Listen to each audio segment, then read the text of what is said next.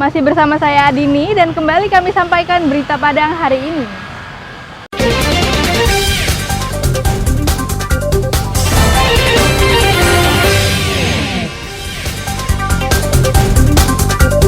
Perempuan Minang promosikan kebaya ke UNESCO sebagai warisan dunia bukan benda. Pemuda di Padang, ukir botol kaca menjadi karya seni.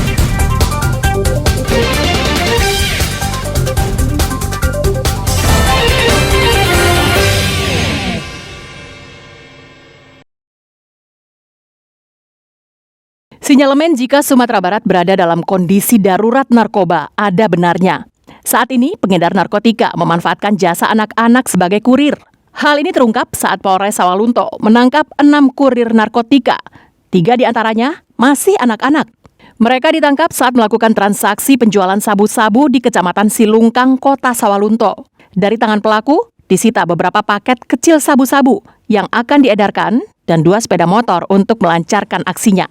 Menurut Kapolres Sawalunto, tertangkapnya anak-anak sebagai kurir sabu-sabu di Sawalunto merupakan yang pertama kalinya sepanjang sejarah adanya Polres Sawalunto. Bahwasanya benar, dari 6 pelaku ini 3 umurnya masih 16 tahun. Jadi kita juga menggunakan Undang-Undang Peradilan Anak karena tentu ada ketentuan kaitan dengan anak di bawah umur ini, tentu ada aturan khususnya. Dan dari peran mereka sendiri dari hasil penyelidikan bahwasanya benar mereka menguasai dan menjual.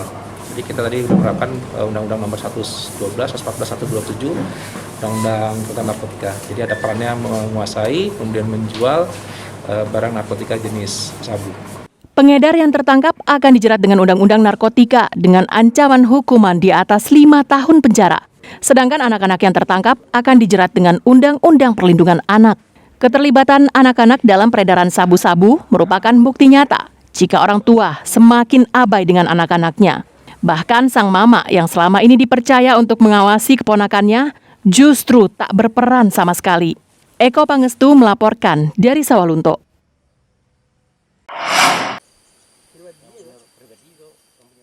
Beginilah kondisi Jalan Lambah Panjang di Korong Batang, Piaman, Kanagarian, Gunung Padang Alai, Kabupaten Padang Pariaman. Jalan sepanjang 3 km ini tak bisa dilewati mobil. Warga pun memasang portal karena membahayakan bagi yang nekat melewatinya. Warga yang mendiami kampung ini telah banyak yang meninggalkan rumahnya begitu saja. Mereka memilih pindah ke daerah yang memiliki akses yang mudah. Ada yang masih layak huni dan ada yang dibiarkan dalam kondisi rusak. Sebagai daerah yang banyak memiliki hasil bumi, keberadaan jalan yang memadai sangat dibutuhkan warga. Akses yang sulit juga mengakibatkan harga jual hasil bumi menjadi turun. Warga yang nekat terpaksa membawa sendiri hasil panennya dengan berjalan kaki. Dia jujung keluar. Terus? Nah, itu berjalan. Berapa, Gak ada kendaraan loh. berapa lama itu, Bu? Setengah jam, kira-kira setengah jam. Capek nggak, Bu? Iyalah, keluar Palu ada mah. Buruknya jalan ini sudah sering dikeluhkan warga kepada pemerintah daerah Padang Pariaman. Setiap tahun pemerintahan Nagari mengusulkan perbaikan, namun tak pernah ada tanggapan. Dampak dengan harga, kita contohkan seperti kelapa. Kalau kelapa itu di luar 2.500, kalau di dalam di bawah 2.000. Sudah kalau diusulkan sudah sering, malah di dalam pengusulan di Nagari untuk di Musrembang itu setiap tahun kami usulkan. Jalan ini adalah salah satu bentuk tidak pedulinya pemerintah Padang Pariaman kepada warganya. Padahal keberadaan infrastruktur yang layak sangat diperlukan untuk perbaikan perekonomian masyarakatnya. Eki Rafki melaporkan dari Padang Pariaman.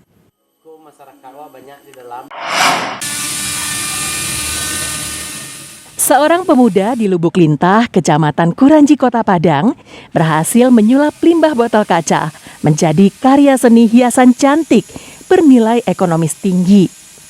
Karya seni ukir botol kaca dengan motif Minang ini pun bisa meraup omset hingga jutaan rupiah per bulannya. Dengan menggunakan mesin bor mini, Rian Afdol mengkreasikan kelihayan tangannya membuat ukiran pada botol kaca. Motif yang digunakan yakni motif khas Minangkabau seperti motif-motif yang telah dilihat sebelumnya di perkantoran dan rumah gadang Minangkabau.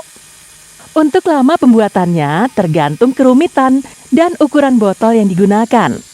Botol berukuran sedang memerlukan waktu setengah hingga 1 jam untuk mengukirnya. Botol-botol yang sudah diukir kemudian diberi lampu warna-warni sehingga menghasilkan suasana ruangan yang indah. Karya seni ukiran botol kaca ini telah dipasarkan melalui media sosial hingga keluar daerah Padang, yakni Palembang dan daerah lainnya di Sumatera. Harga satu botol dijual mulai dari Rp80.000 hingga ratusan ribu rupiah, tergantung ukiran dan motif. Dalam 1 bulan, Rian Afdol bisa meraih untung hingga jutaan rupiah dari karya seni yang terbilang unik tersebut. Awalnya, Afdol berniat membeli mesin untuk mengukir kayu setelah dirinya terdampak COVID-19 di Jakarta. Karena tak melihat prospek yang menjanjikan saat dirantau, Rian pun pulang kampung dan memulai hidup baru. Waktu itu saya di Jakarta, corona, pulang ya, tidak, lalu saya mencoba untuk cari ya semacam kesibukan lah. Sebelumnya saya sudah bisa mengukir kayu, jadi saya beli semacam alat drill itulah. Awalnya saya beli untuk kayu rencananya. Lalu ketika saya cek semua aksesorisnya, ternyata ada beberapa item yang memang untuk kaca. Kemudian ya saya mulai mengkomunikasinya dengan lampu. Mulai saya padukan dengan lampu, dengan warna. Dan pas saya lihat kan, saya coba perlihatkan kepada teman-teman, responnya bagus. Ya saya mulai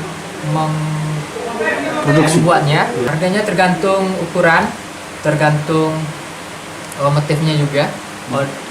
Paling rendah itu ada yang 80.000. Yang paketan, ada yang saya buat paket-paket, itu harganya ada yang 400 atau 500. Paling banyak Padang ya pasti ya. Padang, Batu Sangkar. Yang kalau jauh itu ya Palembang, Jakarta, Surabaya, Semarang. Selain menjadikan sumber penghasilan, Afdol juga sudah ikut membantu pemerintah mengurangi limbah botol yang sulit diurai. Alfi melaporkan dari Padang. Pemirsa, demikianlah perjumpaan kita dalam Berita Padang hari ini. Saya Adini dan tim redaksi yang bertugas pamit undur diri. Selamat beraktivitas dan sampai jumpa.